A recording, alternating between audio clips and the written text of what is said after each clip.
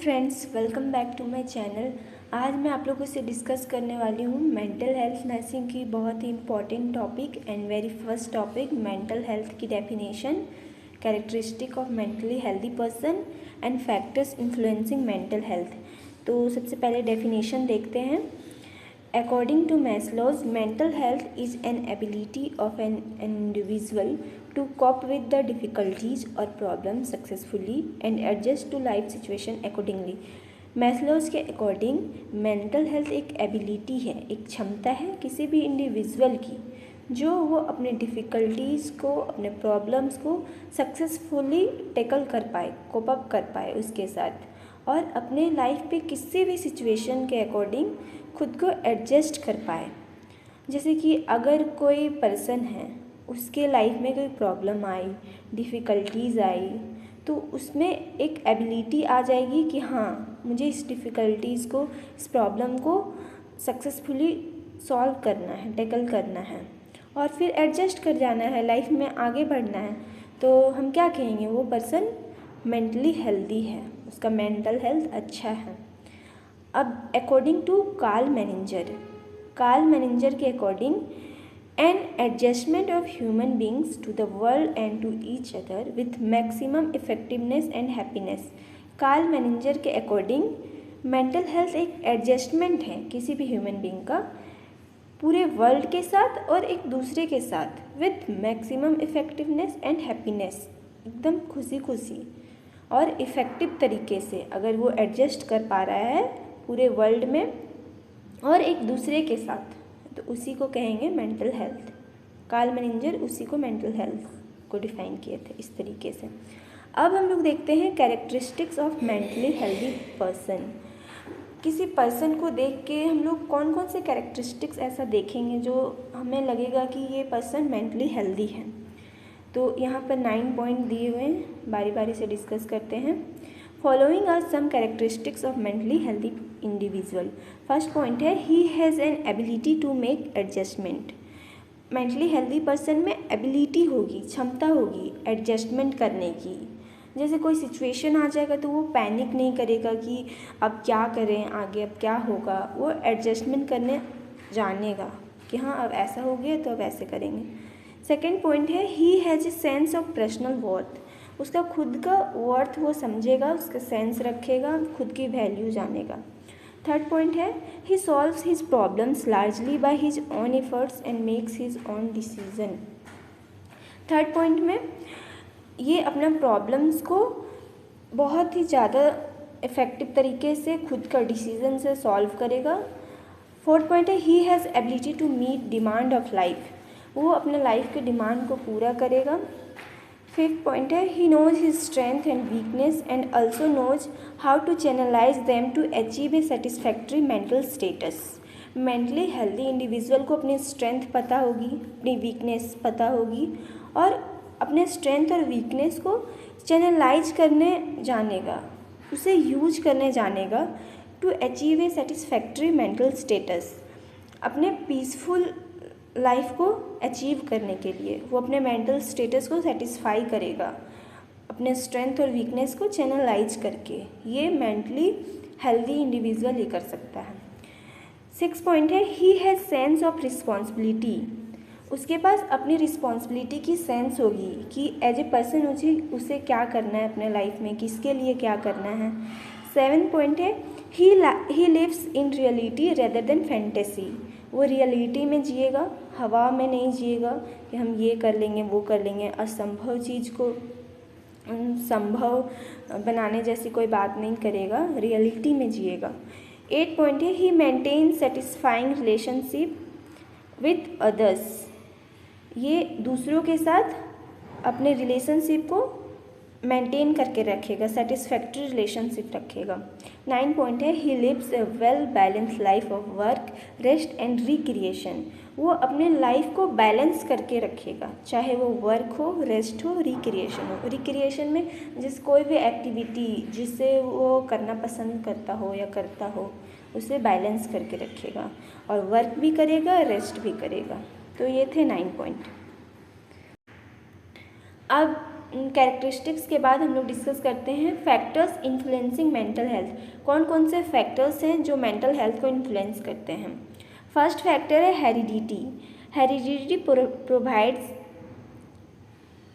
Heredity provides basis for potentialities of the individual in relation to growth, appearance, intelligence, and life. Defective heredity is prone for mental illness, example schizophrenia and neurosis.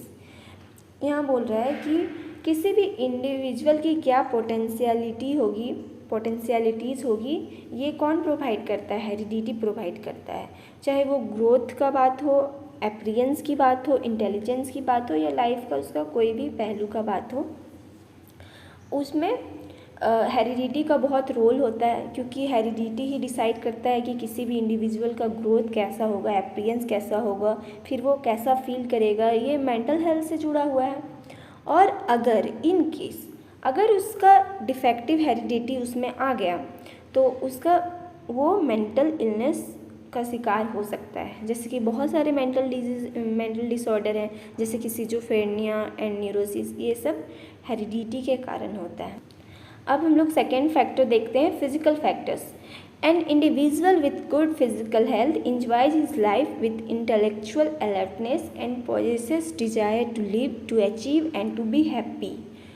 Physical factors में अगर किसी individual का health अच्छा है, physical health अच्छा है और वो फिज़िकली फिट है, तो वो अपने लाइफ को ज़्यादा इंजॉय कर पाएगा और उसकी इंटेलेक्चुअल अलर्टनेस जो होगी वो ज़्यादा होगी, जिससे कि वो अपने लाइफ में डिजायर्स को ऐड कर पाएगा और एक खुशहाल ज़िंदगी अचीव कर पाएगा और खुश रहेगा।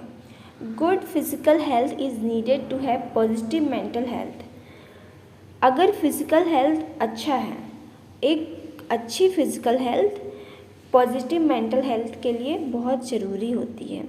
इसीलिए अगर कोई इंसान बीमार है, उसकी फ़िज़िकल हेल्थ अच्छी नहीं है, तो वो मेंटली हेल्दी कैसे रहेगा। उसका ध्यान तो उसी में लगा हुआ रहेगा कि हम बीमार हैं, हमको पेन कर रहा है। तो ये था फिजिकल फैक्टर्स। थर्ड फैक्टर है सोशल फैक्टर्स।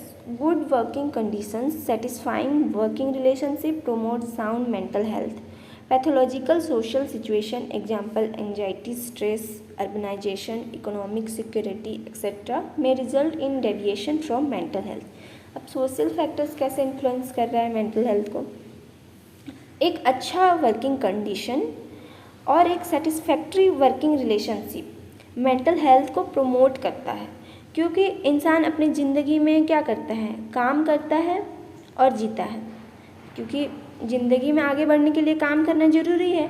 तो अब वो जहाँ काम कर रहा है उसका कंडीशंस अच्छा नहीं रहेगा, सेटिस्फाई नहीं रहेगा वो अपने वर्किंग रिलेशनशिप में अपने कलीग्स लोग से, तो वो आधा टाइम तो स्ट्रेस में रहेगा, एंजाइटी में रहेगा, तो उसकी मेंटल हेल्थ अच्छी कैसे हो सकती। इसलिए सोशल फैक्टर्स बहुत बड़ा फैक्टर होता है मेंटल हेल्थ के लिए। और पैथोलॉजिकल सोशल सिचुएशन जो भी होते हैं, जैसे कि अगर वो एंजाइटी में, स्ट्रेस में है, उसकी इकोनॉमिक सिक्योरिटी उतनी अच्छी नहीं है, तो उसका रिजल्ट क्या होगा, उसका मेंटल हेल्थ डेविएट करने लगेगा, कम होने लगेगा, वो मेंटली उतना अच्छा, मेंटली हेल्दी नहीं रहेगा। फोर्थ फैक्टर है home, family. Family is a primary group because it comes first in the contact of child, from where he fulfills his needs of love, affection, bondage, security, which promotes mental health and healthy attitude. Parental deprivation, broken homes, quarrelsome environment, sibling conflicts affects child's mental health. अब home कैसे affect करता है mental health को।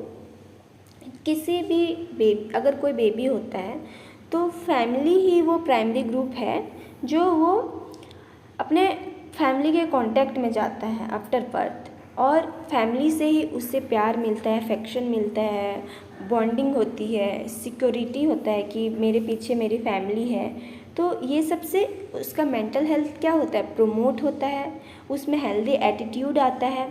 अगर उसकी family अच्छी नहीं होगी, जैसे कि पेरेंटल डेप्रिवेशन होगा, पेरेंट्स अलग हो जाएंगे तो उसे लगेगा कि मेरे पेरेंट्स ही नहीं हैं, ब्रोकन हूँ, घर में लड़ाई झगड़ा होगी, अच्छी इन्वायरमेंट नहीं होगी, सिबलिंग्स में कॉन्फ्लिक्ट्स होगी, लड़ाई झगड़ा होगा, मनमुटाव रहेगा। तो इससे चाइल्ड का मेंटल हेल्थ अफेक्ट होगा, वो उसका मेंटल डेवलपमेंट अच्छा नहीं हो पाएगा, तो उसका मेंटल हेल्थ ख़राब हो जाएगा। तो होम इसलिए बहुत बड़ा फैक्टर है मेंटल हेल्थ के लिए। फिफ्थ फैक्टर है emotional conditions. Emotional condition of an individual affects his mental health. Emotional condition आपका कैसा है, आप सैड हैं, खुश हैं, आपकी इमोशंस क्या है, ये किसी भी इंडिविजुअल को, उस इंडिविजुअल को मेंटल हेल्थ को अफेक्ट करता है। If emotions and feelings can not be expressed properly by an individual, it can deviate mental health and can be converted in psychosomatic और सोमैटोफॉर्म डिसऑर्डर। अगर कोई इंडिविजुअल अपने इमोशंस को, उसके अंदर क्या बीत रही है, अपने फीलिंग को एक्सप्रेस नहीं कर पा रहा है अच्छे तरीके से किसी के सामने, तो उसका मेंटल हेल्थ डेविएट होने लगेगा, डेविएट हो सकता है, और फिर ये बहुत लॉन्ग टाइम के बाद साइकोसोमैटिक और सोमैटोफॉर्म डिसऑर्डर्स हो सकता है। साइकोसोमैटिक डिसऑर्डर मतलब उसे फिज़िकली कुछ हो नहीं रहा है, लेकिन वो मेंटली ऐसा सोच रहा है, जैसे कि पेट दर्द, बॉडी पेन, ये सब वो बोलेगा कि मुझे ये हो रहा है, लेकिन जब वो मेडिकली डायग्नोस करने जाएगा, डॉक्टर को दिखाने जाएगा, तो डॉक्टर बोलेगा नहीं, ऐसा कोई प्रॉब्लम नहीं है। तो ये साइकोसोमैटिक डिसऑर्डर्स इसी को बोलते हैं। 6 पॉइंट है स्कूल और education. It promotes physical, emotional and social development of child which automatically promotes mental health। अब हम लोग कोई भी बच्चा स्कूल में जाता है तो उसका प्रमोशन फिज़िकली, इमोशनली, सोशली हर तरीके से होता है, जिससे कि उसका मेंटल हेल्थ प्रमोट होता है। अगर कोई बच्चा स्कूल नहीं जाएगा तो उसका डेवलपमेंट कुछ अलग तरीके से होगा, उसका मेंटल हेल्थ अलग होगा, और जो बच्चा स्कूल जाता है उसका मेंटल हेल्थ का प्रमोशन अलग होगा। इसलिए स्कूल और एजुकेशन भी एक फैक्टर है मेंटल हेल्थ का। 7 पॉइंट है कम्युनिटी और social factors. It provides framework and climate with in which family lives, enjoys and develops. Community क्या है? ये एक फ्रेमवर्क प्रोवाइड करता है फैमिली को, हम सबको, जिसमें हम लोग जीते हैं। एक क्लाइमेट प्रोवाइड करता है जिसमें हम लोग जीते हैं, एंजॉय करते हैं, डेवलप करते हैं। क्योंकि अब हम लोग कम्युनिटी में रहते हैं, तभी तो एक दूसरे के पड़ोसी में, आस पड़ोस में बोलते हैं कि चलो खेलने जाते हैं, ये फेस्टिवल सेलिब्रेट करते हैं। Organized community provides opportunity for group participation and emotional release, which is good for mental health। अगर कोई ऑर्गेनाइज्ड कम्युनिटी है तो वो अपॉर्चुनिटी प्रोवाइड करती है ग्रुप पार्टिसिपेशन के लिए, जिससे कि इमोशनल रिलीज हो पाता है। वो खुद को अपने इंजॉय करते हैं, खुद को जॉय को रिलीज करते हैं। इससे मेंटल हेल्थ अच्छी होती है और मेंटल हेल्थ के लिए अच्छी होती है। तो कम्युनिटी और सोशल फैक्टर्स बहुत अफेक्ट करता है मेंटल हेल्थ को। बहुत बड़ा फैक्टर है कि मेंटल हेल्थ कैसी होगी, क्योंकि इसीलिए कम्युनिटी में quiz competition, dance competition, Ramlila, ये सब ऑर्गेनाइज किया जाता है। फिर 8 पॉइंट है religion and culture. Religion and culture affects mental health of an individual because every individual follows norms, traditions and values of his culture and religion, which have an intense effect on the mental health of an individual। Religion and culture भी बहुत बड़ा factor है mental health के लिए, क्योंकि हर एक individual की अपना रिलीजन और कल्चर अलग अलग होता है, जिससे कि वो फॉलो करता है अपने रिलीजन और कल्चर को, अपने ट्रेडिशंस को, जो भी उसके वैल्यूज़ हैं। तो वो मेंटल हेल्थ को कैसे अफेक्ट करता है? अगर किसी का कल्चर में है कि नहीं, उसे नॉनवेज नहीं खाना है, तो वो अलग तरीके से सोचेगा कि उसका थिंकिंग अलग होगी, मेंटल हेल्थ अलग होगा। और जो नॉनवेज खाता है वो उसकी मेंटल हेल्थ अलग होगी कि नहीं ये कोई बड़ी बात नहीं है, खाया जाता है, ये सब सोच के वो अपना अलग उसकी थिंकिंग होगी। तो रिलीजन एंड कल्चर भी फैक्टर है। रिलीजन और कल्चर में ये भी हो जाएगा कि हम लोग हमारे कल्चर में ये पहना जाता है, फिर वो दूसरा रिलीजन वाला बोलेगा हमारे कल्चर में ये पहना जाता है, और उसके अकॉर्डिंग उसकी मेंटल हेल्थ सोचने का तरीका अलग होगा। 9 पॉइंट है interpersonal factors, effective communication, ability to help others, intimacy and a balance of interpersonal relationship will promote mental health. ये इंटरपर्सनल फैक्टर्स आ गए, खुद पे बात आ गई, अपना पर्सनल, वो उसका कम्युनिकेशन कैसा है, अगर वो इफ़ेक्टिव तरीके से कम्युनिकेट करता है तो मेंटल हेल्थ उसका ज़्यादा अच्छा होगा, क्योंकि वो हर जगह अपना काम निकाल पा रहा है, अपना काम कर पा रहा है, उसे लोग सुन रहे हैं, तो इससे मेंटल हेल्थ इफेक्ट होगा। एबिलिटी टू हेल्प अदर्स, उसमें कितनी क्षमता होगी दूसरे के हेल्प करने की, क्योंकि हेल्प करने से भी हमें खुशी मिलती है दूसरे की। Intimacy and a balance of interpersonal relationship will promote mental health, दूसरे के साथ उसका रिलेशनशिप कैसा है, अगर वो बैलेंस है तो उसका मेंटल हेल्थ प्रमोट होता है, उसके लाइफ में कम प्रॉब्लम आती है रिलेशनशिप से रिलेटेड।